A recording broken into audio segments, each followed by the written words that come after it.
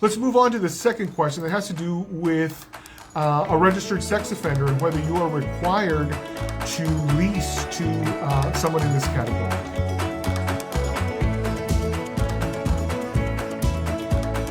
Well, the easy answer is no.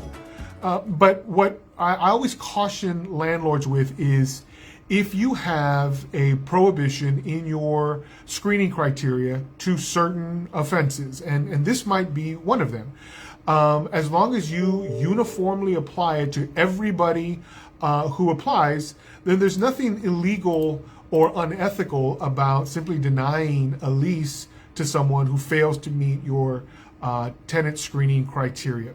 Again, when it comes to a sex offender, they don't get special privileges. If anything, it's harder for them, and the system is set up on purpose as a deterrent.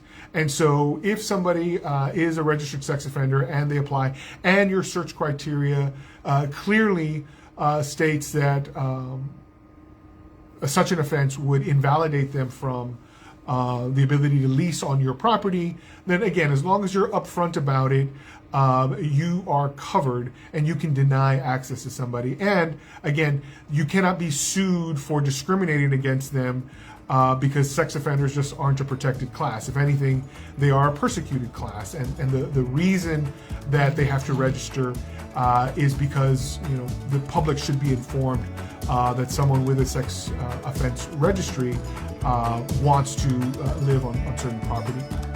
So yes, you can deny someone who's a registered sex offender access to your unit.